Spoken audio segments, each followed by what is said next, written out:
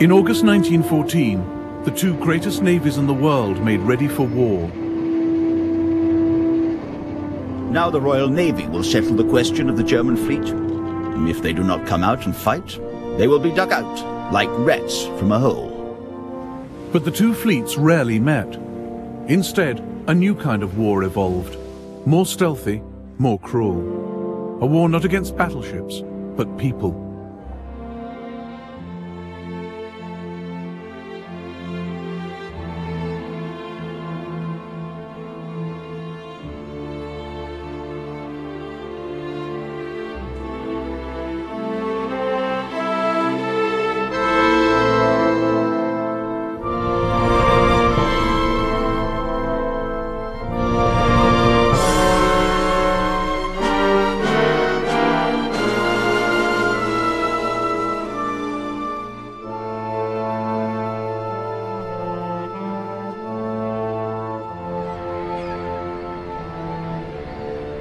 The world's capital ships in 1914 were the products of a Cold War.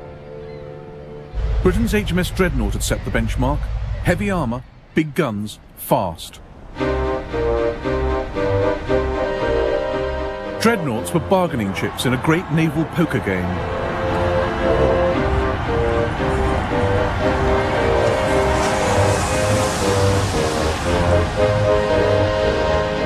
Germany had 13 and 7 building, Austria-Hungary 3, America 10, Britain 20.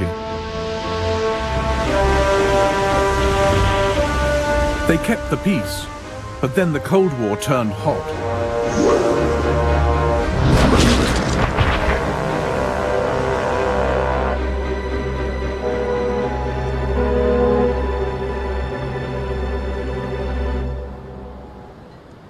Britain and Germany were the main opponents, staring each other down across the North Sea.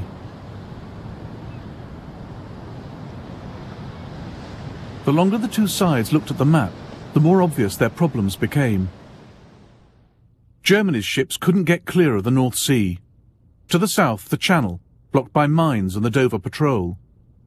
To the north, the British Grand Fleet at Scapa Flow. But Britain couldn't get at the German fleet unless it came out from its heavily protected bases. And if they actually met in the North Sea, the result could be catastrophic.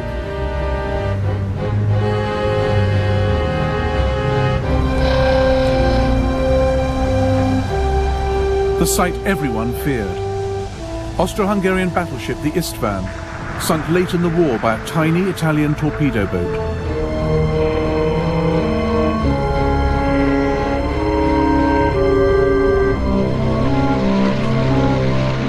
In 1914, the German Navy believed torpedoes and submarines might tip the balance their way. A hit-and-run war with little history and no rules.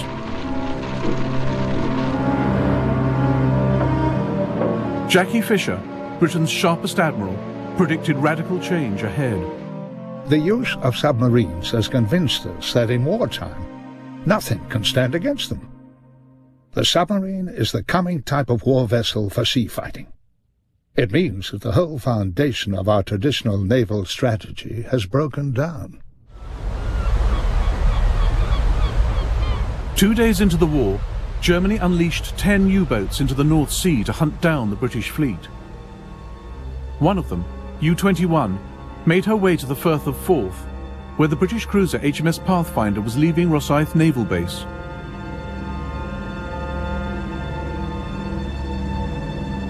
U-21 sunk her with a single torpedo. Within a fortnight, the Germans had more good news. This 1927 film celebrates the voyage of Captain Vedigan and the U-9.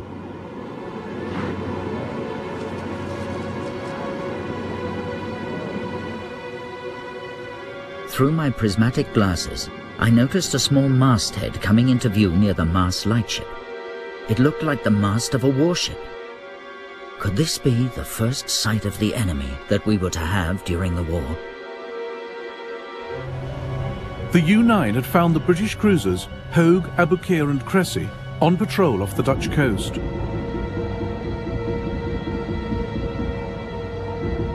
Practically obsolete, they were nicknamed the Live Bait Squadron. Captain Vedigan seized his chance. Fired torpedo at 500 meters. Target was middle ship in a 3-ship formation. 31 seconds later, the torpedo struck Abu Qir.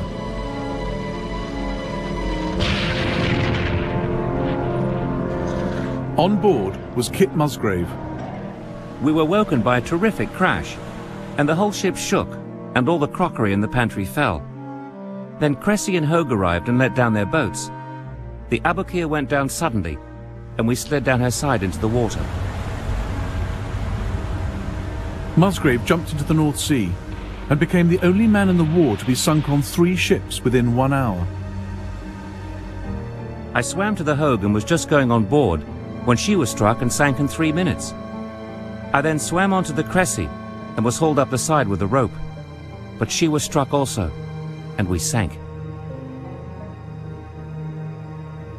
Georg von Müller was chief of Germany's Imperial Naval Cabinet. On our return from the morning ride, the first news of the successful torpedo attack by the U-9 on 3 English cruisers. We are all delighted, and the Kaiser is in 7th heaven.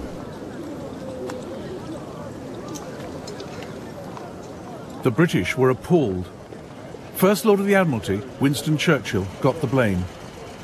Over 1,400 men, many of them young cadets, had died in a single submarine attack. Winston's war babies, they were called. British submarine Lieutenant Ronald Trevor wrote to his parents.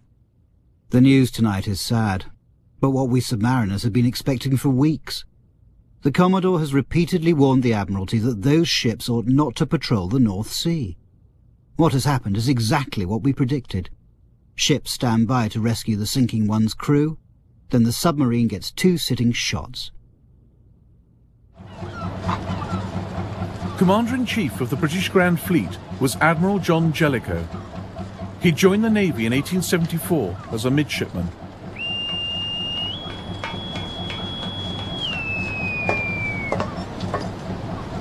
Known as Silent Jack, he was experienced, capable, and cautious. He ended patrols off the German coast, confining his most valuable ships to Scapa Flow and Rosyth, at the very limits of the U-boat's range. He warned the Admiralty. The Germans have shown that they rely to a very great extent on submarines, mines, and torpedoes, and there can be no doubt that they possess an actual superiority over us in these particular directions. Germany's forward submarine base was on the island of Heligoland. The U-boats were ordered to sweep the North Sea.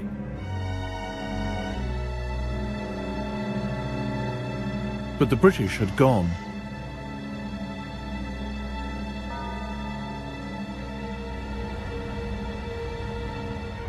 On the 16th of December 1914, hoping to lure the British out, 5 German warships steamed across the North Sea.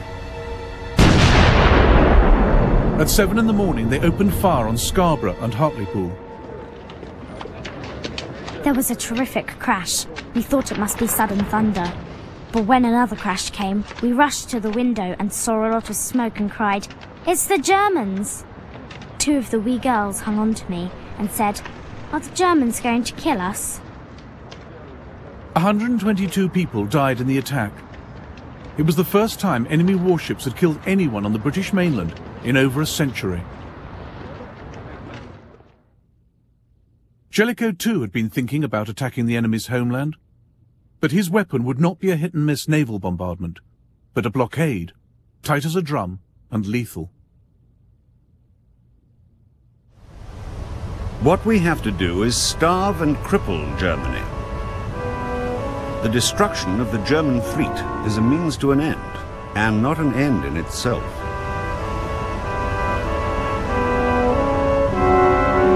Here was a use for those huge battleships, as sentinels, sealing the exits from the North Sea, stopping Germany's fleet getting out and her vital food and war supplies getting in. The North Sea would become no man's land, a dead sea.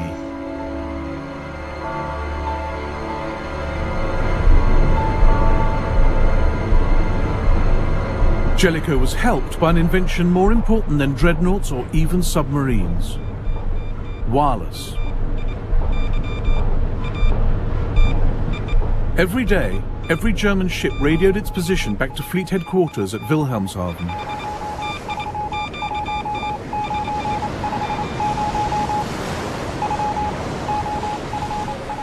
Across the North Sea, in the Coast Guard station at Hunstanton in Norfolk, British naval intelligence was listening.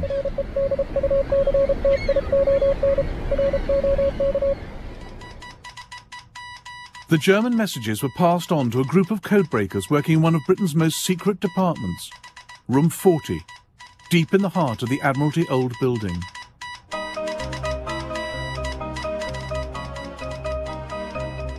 According to one of their officers, the men in Room 40 were a mixed bag. They knew ordinary literary German fluently, and they could be relied on. But of cryptography, of naval German, of the habits of war vessels of any nationality, they knew not a jot. Some, like Dilwyn Knox, would help crack the German Enigma code in the Second World War. But in 1914, they desperately needed some clues. The break came in the Baltic Sea, where a German cruiser, the Magdeburg, was captured by the Russians. On board, they found one of the most valuable documents of the war and passed it on to their British allies. This is the Magdeburg's codebook. It allowed the men in Room 40 to read nearly everything the German Navy was planning.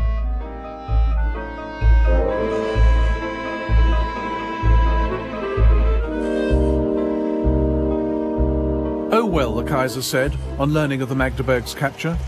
Sparks are bound to fly at a time like this. But the Kaiser had no idea his enemies had his codebook. No idea of the immense advantage they now possessed.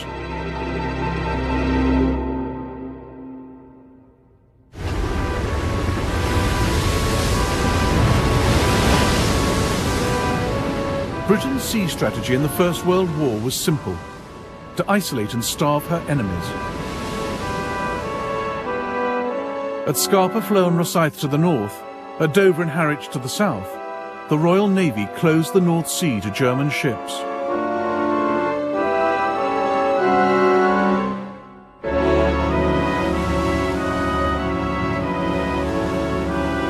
The blockade was a brutal vision, brainchild of Maurice Hankey of the Committee of Imperial Defence.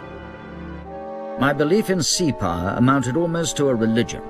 The Germans, like Napoleon, might overrun the continent. This might prolong the war, but could not affect the final issue, which would be decided by economic pressure. The Director of Naval Intelligence agreed. Grass would sooner or later grow in the streets of Hamburg, and widespread death and ruin would soon be inflicted.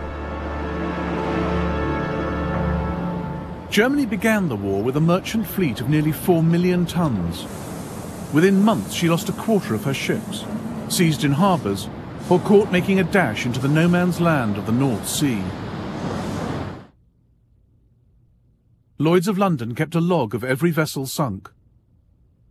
Their records show that on one day alone, the 8th of August 1914, Germany lost 41 ships.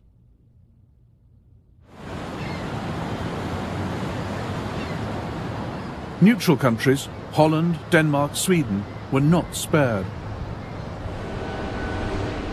Germany depended on ports like Rotterdam for grain and raw materials, so Britain forced neutral ships to submit to the blockade.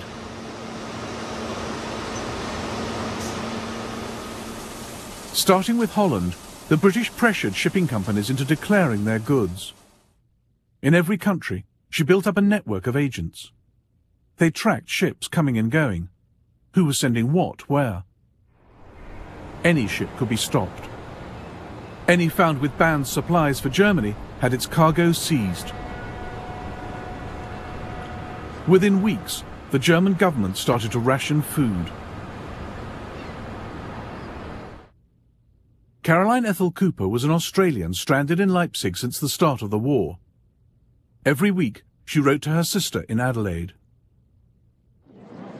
My dear Emmy, The government has seized the whole bread, flour and meal supply of the country.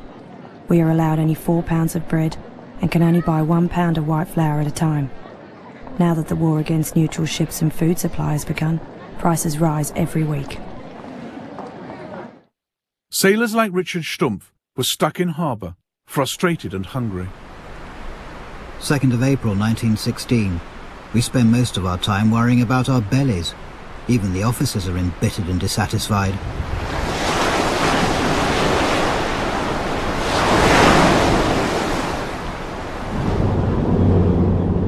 To end Germany's isolation, her navy came up with a revolutionary plan.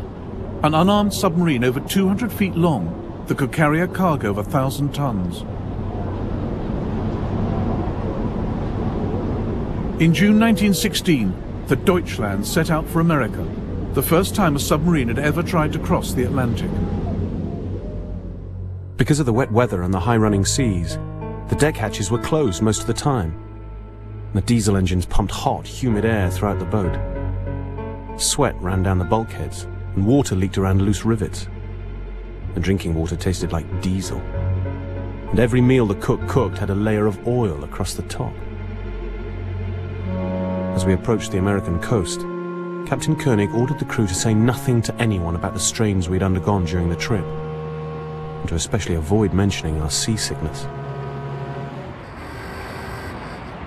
Now, after 2 world wars, it's taken for granted that America and Britain are the closest of allies, naturally on the same side. But in the First World War, it wasn't so clear.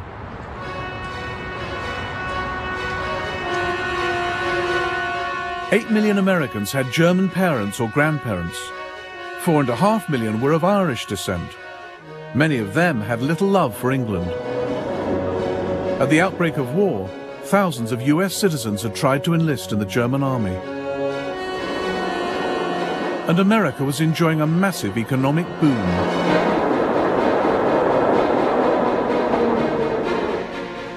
Half Britain's war budget was spent in the States. Companies like Bethlehem Steel were swamped with orders. They hauled in 6 times the profits they'd made before the war. The Deutschland was just another good customer.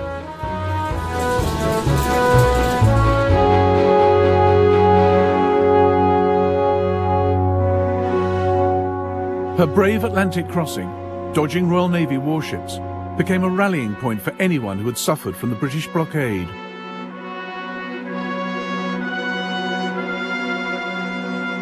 Our crossing gradually became a triumph. All the neutral steamers we met, American or others, greeted us with 3 hoots or with their sirens. Only an English steamer sailed past in deadly silence, while we were proudly raising the black, white and red flag in the wind. The Deutschland's crew received a hero's welcome. There were dinners in their honour. Captain Koenig was invited to meet the President. The 3 weeks we spent in the United States were a non-stop party. Everywhere we went, people gathered round us. They all wanted a souvenir of some kind. I even sold the buttons off my shirt and the stripes off my tunic. German families introduced us to their daughters, and we never had to pay for beer.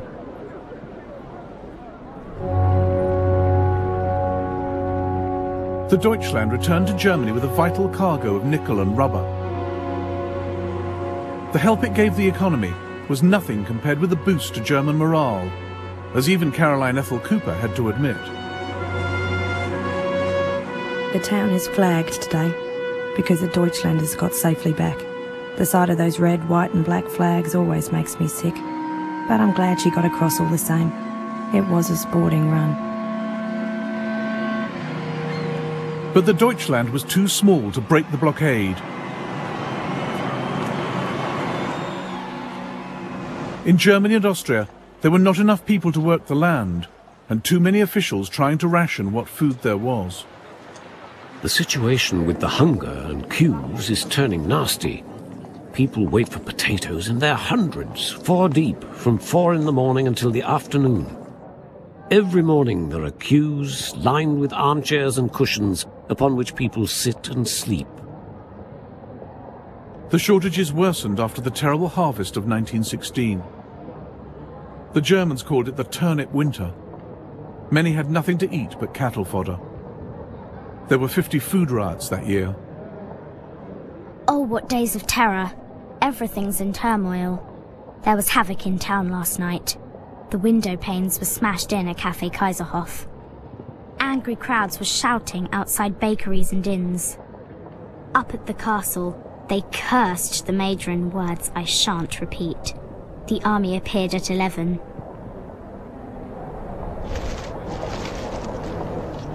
It's horribly cold, and because the rolling stock has all been taken for the war effort, there is an extreme shortage of coal. We're learning how to be freezing, which isn't the most pleasant feeling. Schools, theatres and cinemas have all been closed until further notice because of the lack of coal.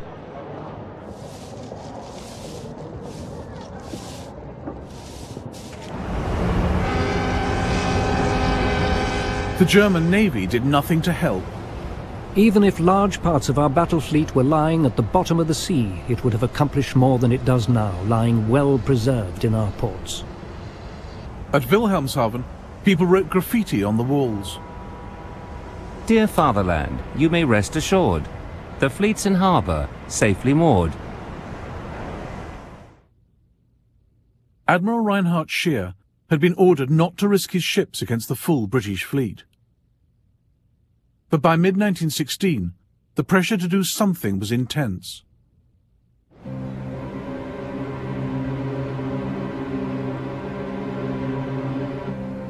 On the 31st of May, Germany's High Seas Fleet steamed out of Wilhelmshaven, hoping to engage the Royal Navy's battle cruisers.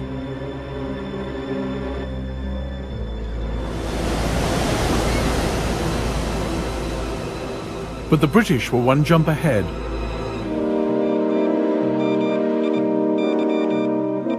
The men in room 40 had already decoded Scheer's orders. 3 hours before the Germans had even left harbour, the entire British Grand Fleet was on its way to intercept them. Now the world would get the great sea battle it had been waiting for. Jutland.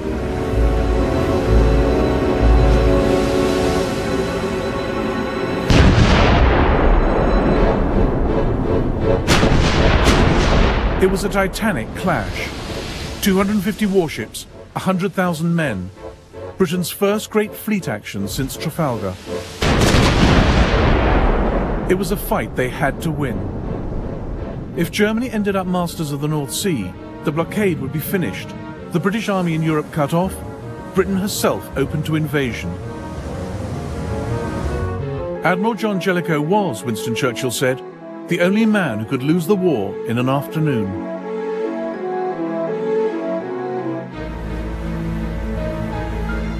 Less well-armoured than Germany's, Britain's ships preferred to fight at very long range.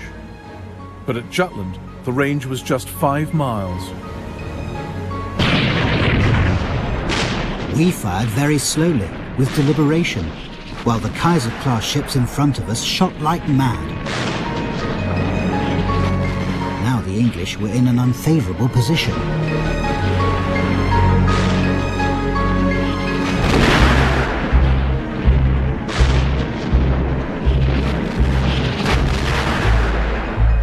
Our first shot hit the bridge of a German destroyer and blew it to hell. Shells fell all around us, and what with ships sinking and dying and dead bodies floating about, it made one shiver at the sight of it.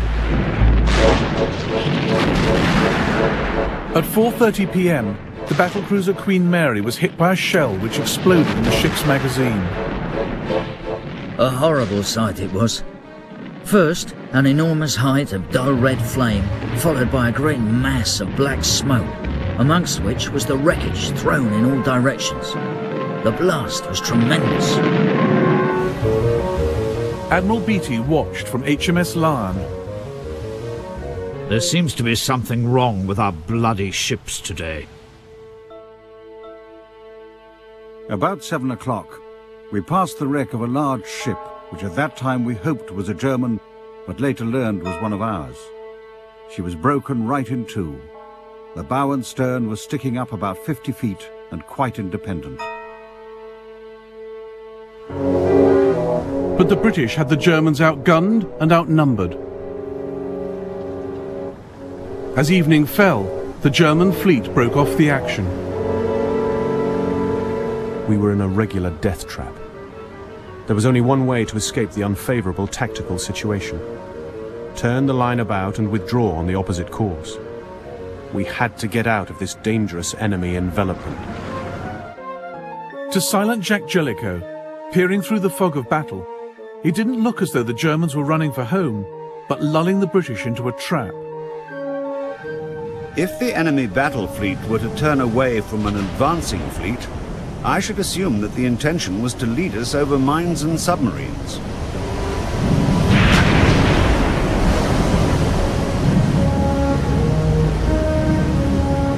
So Jellicoe ordered the British to turn as well, away from their vulnerable foe.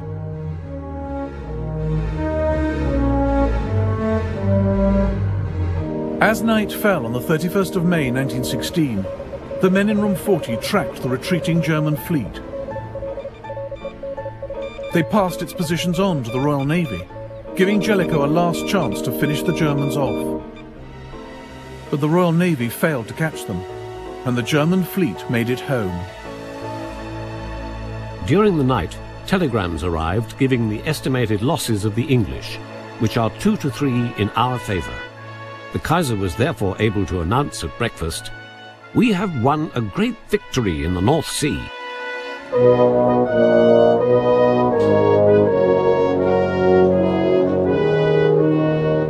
Based on the maths alone, the Kaiser was right. Germany had lost 11 ships and 2,500 men. Britain 14 ships and 6,000 men.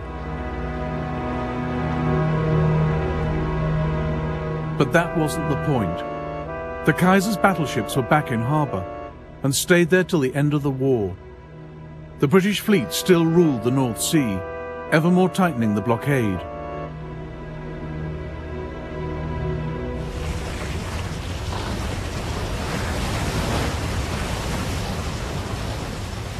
From the start, Germany had replied to the British blockade with her own economic war. She too tried to cripple the enemy by cutting off supplies. This light raider, the Merva, was one of the few surface ships Germany ever sent into the North Sea. Her target, not warships but cargo boats. She sunk 20,000 tons, building a large collection of captured crews.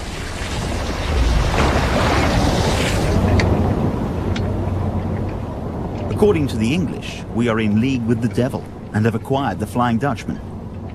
The captain of the Merva said recently, "You can imagine what a great moment it was when I had 8 English captains standing in front of me, and I could tell them all, this is the work of the German fleet."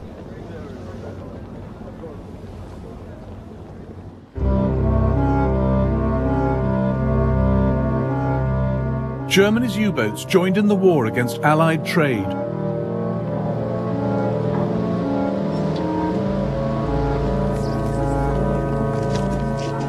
One British admiral was horrified. Submarines are underhand, unfair, and damned un-English. As for U-boats attacking civilian ships, it is impossible and unthinkable. If they do, their captured crews should be hanged as pirates. The U-boat blockade of Britain would have to be ruthless.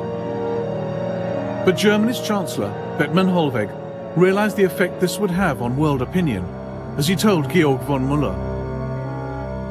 Spent the afternoon with the Chancellor, who wished once more to discuss the U-boat question.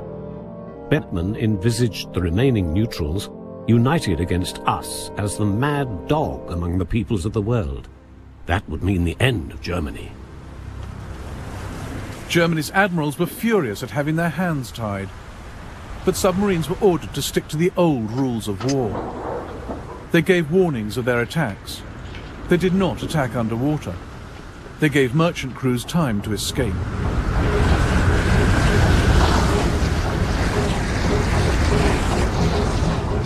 German submarines sunk 250,000 tons in 1914.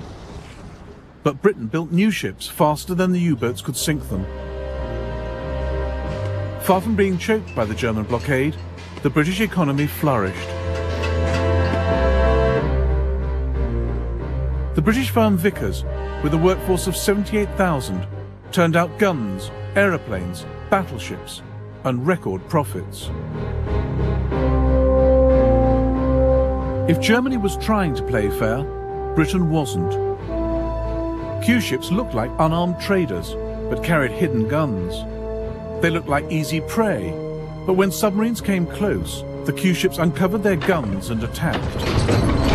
To add to the deception, they often sailed under foreign flags. Lieutenant Heinrich Crompton, on the U-41, was caught by just such a trick.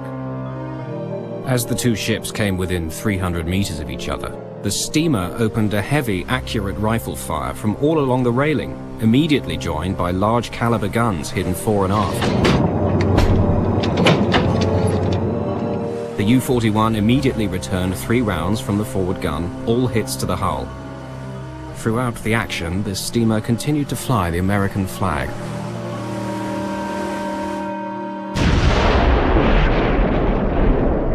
On the 1st of February 1915, in response to the British blockade, the Kaiser stepped up his campaign. He declared that all the waters around Britain were a war zone, in which any ships, including neutrals, might be sunk. This decision set Germany on a collision course with America.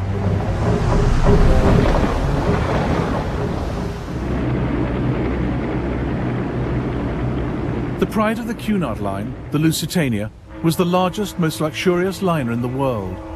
She could carry over 2,000 passengers. There was a ragtime dance written in her honor.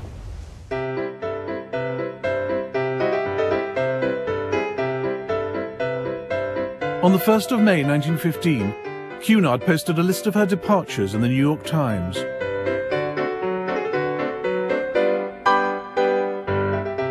Next to it was an advertisement placed by the German ambassador. Those sailing to Britain, it said, did so at their own risk.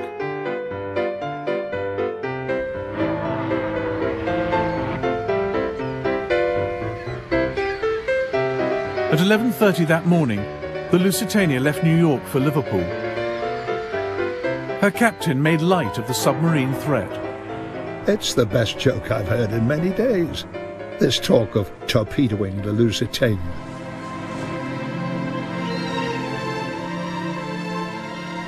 This is the last picture of her ever taken. The Lusitania sighted the Irish coast on the 7th of May. The lighthouse on the old Head of Kinsale was traditionally used by ships on the Atlantic Run to get their bearings.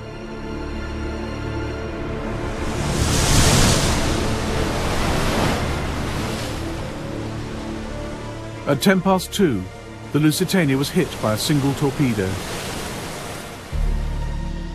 As I watched, one funnel went, then the other, until the ship had gone and the sea was calm. And all you could see was bodies and wreckage of furniture, and everything that had been in the ship, floating in the water. My husband and I got into a lifeboat, the ropes of which jammed and had to be cut. Since when I have not seen or heard of my husband. I've lost all I ever possessed, and my dead boys, ages 11 years and 8. I was rescued by a trawler. My dear husband was lost, but I had the great satisfaction of finding him on Saturday and seeing him laid to rest in the cemetery in Queenstown.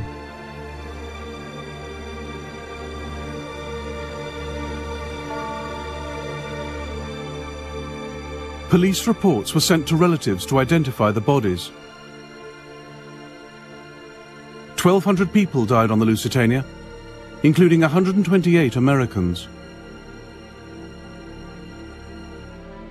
At the battlefronts in Europe, tens of thousands were dying every day, but the fate of the great Cunard liner overshadowed them.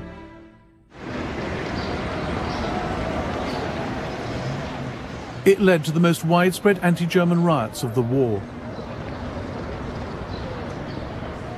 In Liverpool, a newly arrived American joined the mob outside a German-owned shop. The crowd was muttering and growling and the shop was dark. but there were people upstairs, so I just picked up a brick and heaved it through the window. Then everyone took to shying them, and in a few minutes the place was a wreck. There were several policemen at the corner, and they just grinned. With the sinking of the Lusitania, Germany had crossed a line. The whole world hates us because we are conducting the war in such a brutal manner, and the brutality is increasing. I was at a party when the report of the torpedoing of the Lusitania arrived. I saw 2 officers' wives who, mad with joy, started to dance about the room. Don't forget, I said, that there were also women and children aboard. That doesn't matter, they said, and danced on. The more who go to the bottom, the better.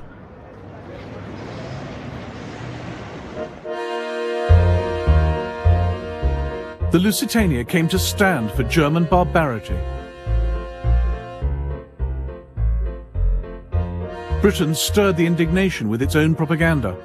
Posters and even posed photographs rammed home what had happened. The German embassy in Washington received bomb threats. President Woodrow Wilson himself began to see Germany as the mad dog of the world. In God's name, how could any nation calling itself civilized do so horrible a thing?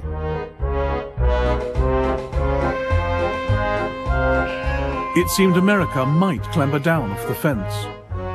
But outrage soon gave way to caution. Wilson reassured the nation that America would not go to war. There is such a thing as a man being too proud to fight. There is such a thing as a nation being so right that it does not need to convince others by force that it is right. And anyway, war would be very bad for business. Wilson kept the United States prepared but neutral for 2 more years.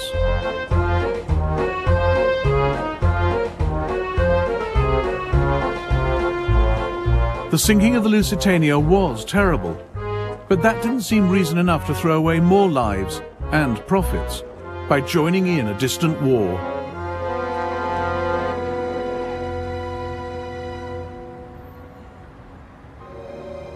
Germany's policy in America after sinking the Lusitania was complex. She kept her U-boats in check, but not her spies. In 1916, German agents blew up Black Tom Island, a loading depot in New York Harbor.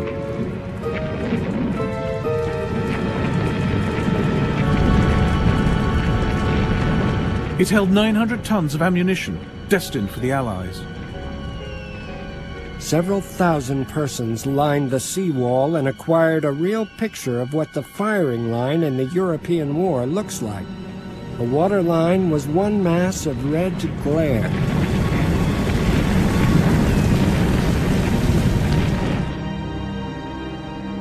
The explosions were so strong, they were felt in Philadelphia, 90 miles away. German agents slipped bombs onto ships in American ports. There were several assassination attempts, and even a bomb planted in the US Capitol. German agents are everywhere.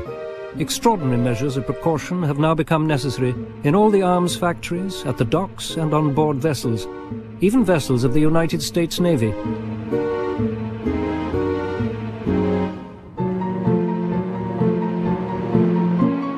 Hard evidence tying Germany to espionage operations against America came from one of the spies himself. Heinrich Albert left his briefcase on New York's elevated railway. It held documents proving the German embassy was bankrolling the sabotage. 2 senior diplomats, including Franz von Papen, Hitler's future vice-chancellor, were expelled.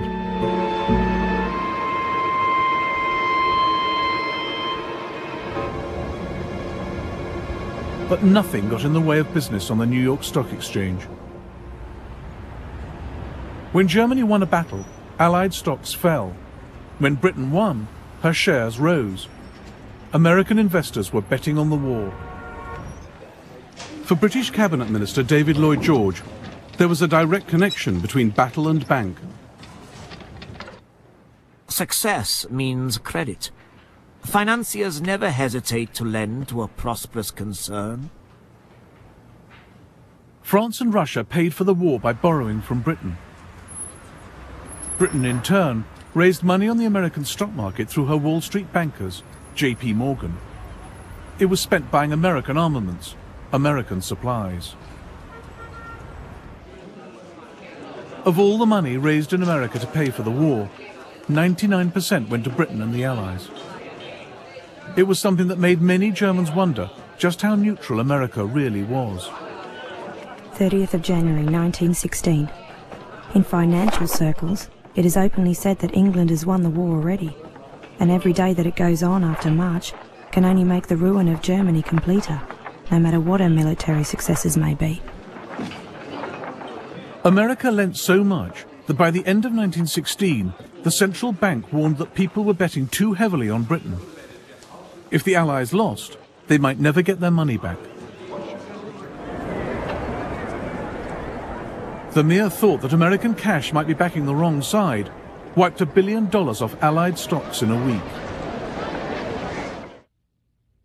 Germany's generals felt the odds were stacking up against them. They grew impatient at hesitant politicians tying their hands.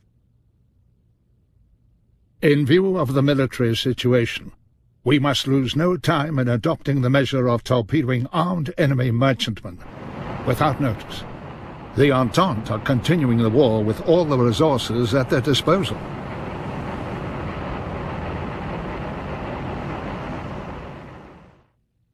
Our ambassador prophesies war with America if we persist in our intention of torpedoing armed merchantmen without warning.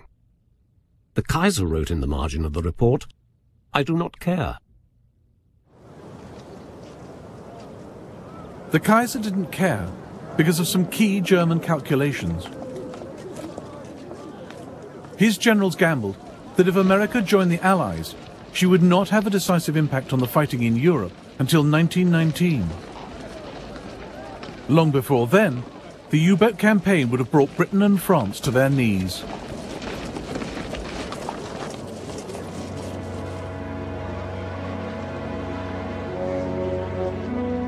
One thing stayed Germany's hand. In December 1916, she put out a peace feeler to the Allies, believing she could hold on to her gains. The French and British leaders met in Paris and rejected the offer.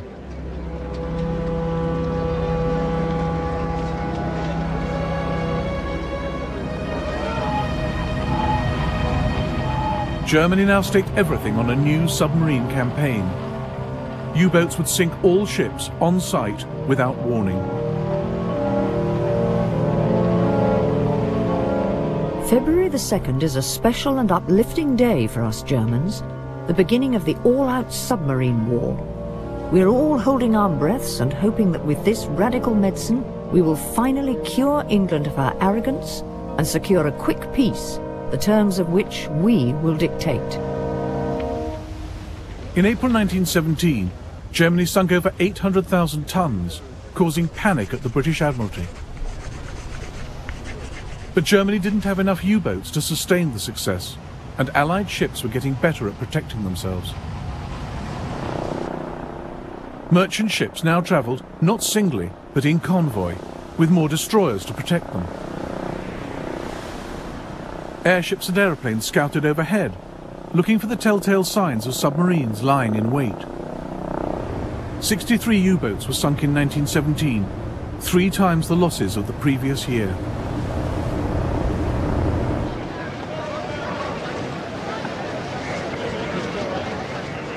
One captured U-boat was put on display in London.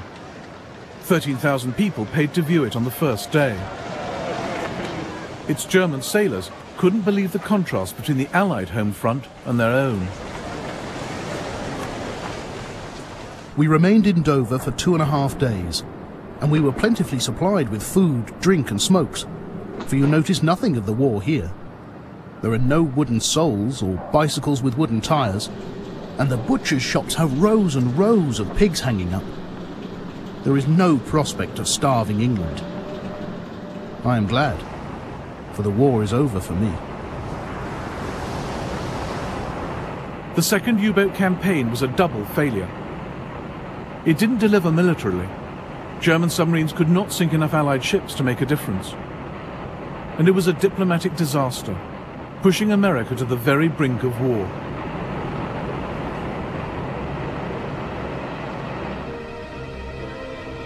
The final shove came from the men in room 40.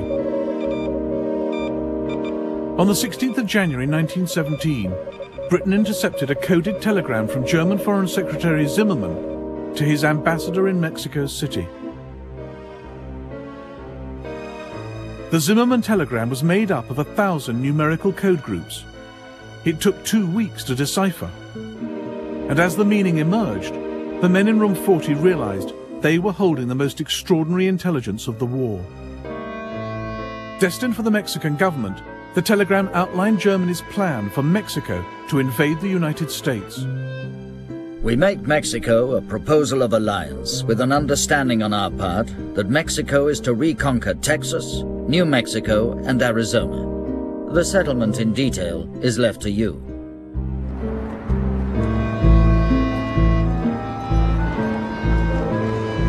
Zimmermann's scheme was harebrained. Mexico was in the middle of a revolution. US troops were already fighting bandits on the border. There was no way the Mexican government wanted more trouble. But Germany's proposal was a godsend to Britain. It was just what she needed to end America's neutrality. 2 weeks into the U-boat campaign, Britain called the US ambassador to the Foreign Office and passed over the Zimmermann telegram. It was, said Britain's Foreign Secretary, as dramatic a moment as I remember in all my life.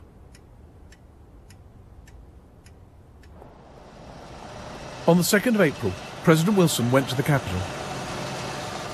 The United States had not declared war when the Lusitania went down. It had not declared war when spies blew up its shipyards. But Germany urging Mexico to attack America was in a different league.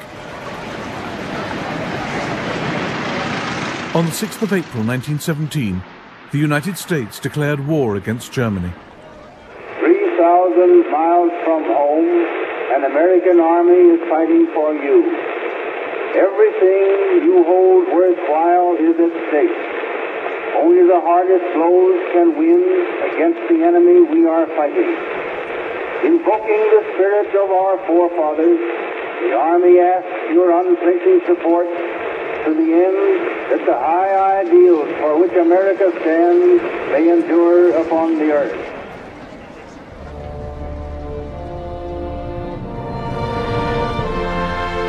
For 3 years, the country had played the war's banker and supplier. Now, as far as President Wilson was concerned, America was fighting a crusade for international justice and democracy. The North Sea would remain dead until the very end.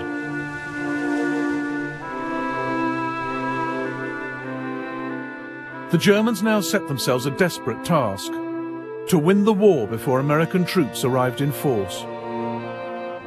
And President Wilson's liberal crusade would be up against new ideas of socialism and revolution.